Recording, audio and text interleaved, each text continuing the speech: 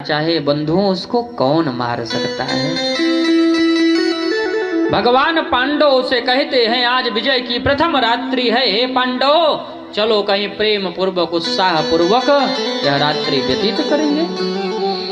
पांडवों को लेकर के भगवान चले जाते हैं।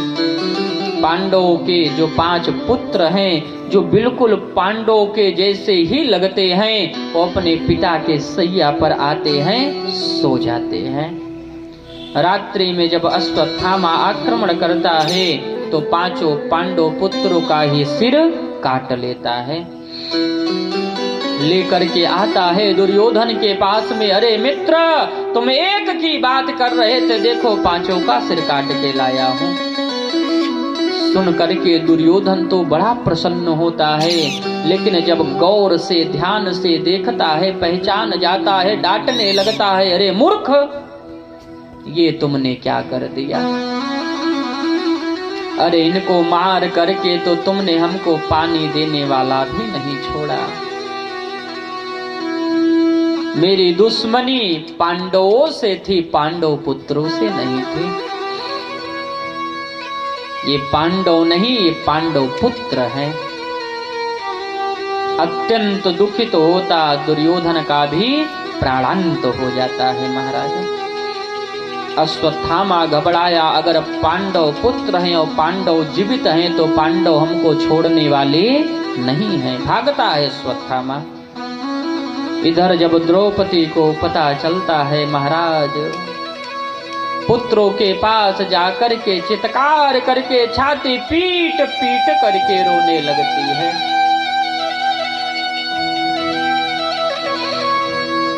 घर में किसी एक बुजुर्ग की मृत्यु हो जाती है, महाराज कितना कष्ट होता है। विचार करिए, जिस माँ के 5 बालकों की हत्या हो गई है, उस माँ के ऊपर क्या बीतता होगा। द्रौपदी आज छाती पीट पीट करके महाराज रो रही है, विलाप कर रही है।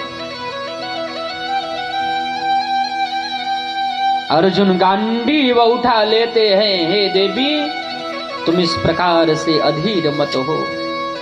जिस दुष्ट ने ये दुष्टता किया है, तुम्हारे सामने ला करके मृत्यु दंड दूंगा। गोविंद के द्वारा संचालित रथ में बैठ जाते हैं अर्जुन। पता चलता है अश्वत्थामा का पीछा करते हैं। अश्वत्थामा को पकड़ लेते हैं, रस्सियों में बांधने लगते हैं। भगवान कहते हैं, अरे अर्जुन अरे इसको बांध करके कहां ले जा रहे हो। आतताई बधारण है, ये आतताई है अर्जुन, तुरंत समाप्त कर दो। अर्जुन कहते हैं, नाथ इसकी मृत्यु तो निश्चित है। मैं द्रौपदी के सामने कह करके आया हूं कि हे देवी जिस दुष्ट ने ये दुस्साहस किया है, तुम्हारे सामने ला करके उसको मृत्यु दंड दूंगा। द्रौपदी के सामने इसको मारूंगा तो द्रौपदी के मन को कुछ शांति मिलेगी। रथ में बांध करके पटक देते हैं अर्जुन और ले करके आते हैं द्रौपदी के सामने। अश्वत्थामा को खड़ा कर देते हैं।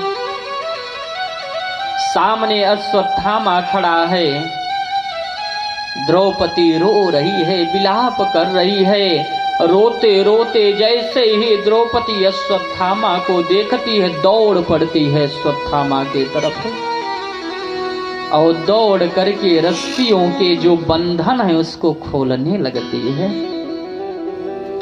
अर्जुन के तरफ देख करके कहती है, हे पार्थ इनको क्यों बांधे हो। यह जो है कौन है, क्या ये तुम भूल गए। अरे ये तुम्हारे गुरुदेव द्रोणाचार्य के पुत्र अश्वत्थामा है। गुरु पुत्र तो गुरुदेव के समान ही होता है अर्जुन, इसलिए मुच्यताम मुच्यताम मुच्यताम, इनको छोड़ दो छोड़ दो छोड़ दो। अर्जुन कहते हैं, देवी क्या तुम भूल गई तुम्हारे 5 पुत्रों को सोते हुए इसी दुष्ट ने मौत के घाट उतार दिया और तुम कहती हो कि छोड़ दो। द्रौपदी के नेत्र में आंसू है। द्रौपदी कहती है कि हे पार्थ, पुत्र शोक की पीड़ा क्या होती है मैं अनुभव कर रही हूं। हमारे गुरुदेव द्रोणाचार्य तो महाभारत के युद्ध में पहले ही मारे जा चुके हैं। अगर आज आप लोगों ने अश्वत्थामा को भी समाप्त कर दिया तो मेरी मां कृपी अपने आप को संभाल नहीं पाएगी, वो भी समाप्त हो जाएगी। इसलिए हे पार्थ, मेरी गुरु मां के लिए इसको छोड़ दो। मुच्यताम मुच्यताम मुच्यताम। धर्मराज युधिष्ठिर कहते हैं कि हे अर्जुन, द्रौपदी बिल्कुल ठीक कर रही है, छोड़ दो। भीमसेन की आंखें लाल है, गर्जना करते हुए कहते हैं तुम सब छोड़ दो, लेकिन ये दुष्ट मेरी गदा से बचने वाला नहीं है। अब मार दिया जाए या छोड़ दिया जाए, द्वंद्व उत्पन्न हो गया। अर्जुन जाते हैं भगवान के पास में, हे नाथ आप क्यों शांत हैं? आप ही बताइए, मार दिया जाए या छोड़ दिया जाए? भगवान कहते हैं मैं तो अर्जुन वहीं पर बोल रहा था कि समाप्त कर दो, तब तो तुम्हारे अंदर बहुत दया जो है आ रही थी। अब लो देखो। अर्जुन कहते हैं नाथ, जो होना था सो तो हो गया, लेकिन अब क्या किया जाए? भगवान कहते हैं देखो अर्जुन, क्या करना चाहिए क्या नहीं करना चाहिए ये मैं कहने वाला कौन होता हूँ। जो हमारे धर्म शास्त्र कहें, जो हमारे धर्म शास्त्र आज्ञा करे, वही हर जीव को करना चाहिए। तो प्रभु आपके धर्म शास्त्र क्या कहते हैं यही बता दीजिए। भगवान कहते हैं हाँ अर्जुन सुनो, हमारे धर्म शास्त्र क्या कह रहे हैं। ब्रह्म बंधुर हंतव्य आततायी बधारणः मय्यो भयमानातं परिपायनुशासनम्।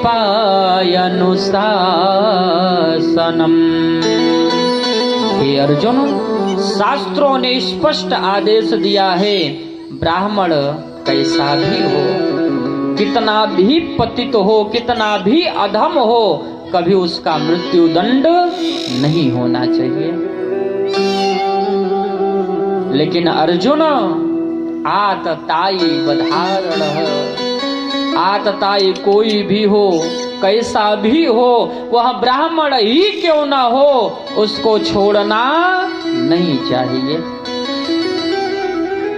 अर्जुन चरणों में गिर पड़े हैं नाथ, इसमें आपने समाधान क्या किया? एक तरफ कह रहे हैं कि ब्राह्मण कितना भी पतित अधम हो मारना नहीं चाहिए, दूसरी तरफ कह रहे हैं आतताई कोई भी हो छोड़ना नहीं चाहिए। हे नाथ, हमको क्या करना चाहिए ये बता दीजिए। भगवान कहते हैं देखो अर्जुन, जो शास्त्र की बात थी वो हमने तुमको बता दिया, अब जो तुमको समझ में आए सो तुम करो। अर्जुन को याद आ जाता है भगवत गीता का वह सूत्र, क्या महाराज, कहीं सम्माननीय पुरुषों का अपमान ही मृत्यु है। कोई बहुत बड़ा सम्मानित प्रतिष्ठित व्यक्ति है, बीच बाजार में 4 लोगों के सामने उसका अपमान कर दीजिए, उपहास उड़ा दीजिए, महाराज वो मृत्यु से कम नहीं है, मृत्यु से बढ़कर के है। गला काट देना ही केवल मृत्यु नहीं है, गला काटने से एक बार आदमी मरता है, और किसी का अपमान कर दिए महाराज तो जितनी बार उस अपमान को याद करता है उतनी बार मरता है। इसलिए महाराज धर्म शास्त्र कहते हैं कि भैया जीवन में किसी का अपमान मत करो, ऐसा कर्म करो, ऐसा जीवन जियो कि हमारे जीवन से किसी का अपमान न हो जाए।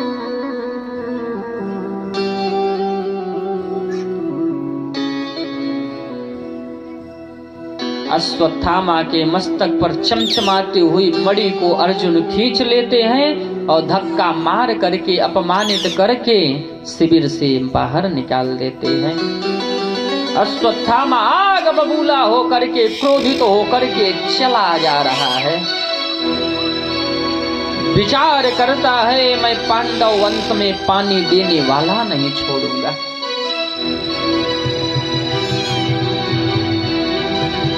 यत्र तत्र सर्वत्र दृष्टिपात करता है, कोई और तो बचा नहीं है। अभिमन्यु रण में मारा गया, उत्तरा इस समय गर्भवती है।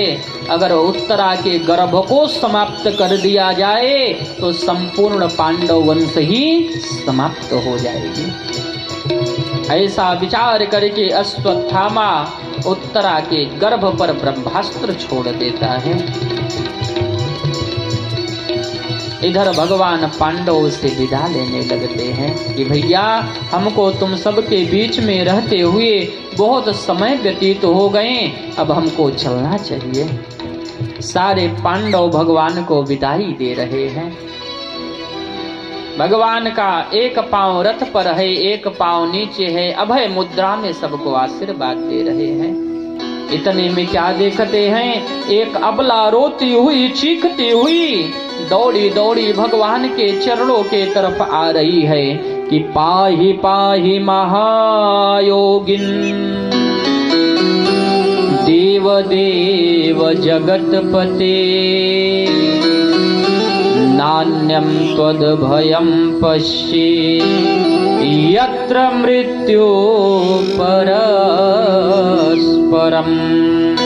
पाहि माम करते हुए वह देवी आती है, भगवान श्री कृष्ण के चरणों में गिर जाती है। भगवान सावधान होते हैं, ध्यान से देखते हैं, पहचान जाते हैं, अरे ये तो पांडवों की कुलवधू उत्तरा है। अरे देवी क्या हुआ, क्या कष्ट है, क्यों रो रही हो? उत्तरा हाथ जोड़ लेती है, हे नाथ, वो प्रकाश पुंज हमारे तरफ बढ़ रहा है, वो निश्चित रूप से हमारे गर्भ में जो बालक पल रहा है उसको समाप्त कर देगा। हे नाथ, मैं समाप्त हो जाऊं, हमको जीने की कोई चाह नहीं है, लेकिन आपके द्वारा रंचित संरक्षित अगर ये बालक समाप्त हो गया तो इसके साथ में संपूर्ण पांडव वंश भी समाप्त हो जाएगा। भगवान सावधान होते हैं, एक क्षण में भगवान अंगुष्ठ के बराबर होते हैं और उत्तरा के गर्भ में प्रविष्ट हो जाते हैं। बोलिए भक्तवत्सल भगवान की जय हो। गर्भ में प्रविष्ट होकर के जो ब्रह्मास्त्र का तेज है उसको शांत करते हैं और दूसरे ही क्षण प्रकट हो जाते हैं। उत्तरा से पूछते हैं, देवी अब तो कोई कष्ट नहीं है?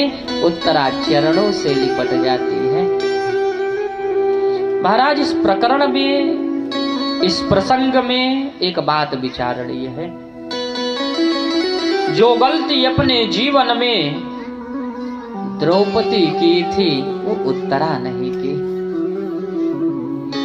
द्रौपदी का चीर दुशासन खींच रहा है, कहीं गुरुओं के तरफ देखती है, कहीं पतियों के तरफ देखती है। जब कोई नहीं बचाया तब भगवान द्वारिकाधीश श्री कृष्ण को याद की है, और जब भगवान आए हैं और चीर बढ़ाए हैं, महाराज दुशासन का मति फेल हो गया। नारी बीच साड़ी है कि साड़ी बीच नारी है। हाँ महाराज, जीवन में दुख है किसके पास जाए? कहे न संसार के पास जाइए, न परिवार के पास जाइए, न पड़ोसी के पास जाइए, जाना है तो भगवान के पास जाइए। अपने दुख को कहना है, सुनाना है, तो महाराज भगवान से कहा जाए। आप 1000 लीटर दूध से भगवान भोलेनाथ का जलाभिषेक, रुद्राभिषेक करते हैं। पता नहीं महाराज बाबा प्रसन्न होंगे कि नहीं, लेकिन एक बूंद अश्रु के अगर छलक पड़े बाबा के सामने तो प्रसन्न हो जाएंगे। इसलिए जब दुख हो तो संसार में ना कहो, भगवान से कहो। द्रौपदी ने भूल की थी, लेकिन उत्तरा भूल नहीं की। कि पकड़ लो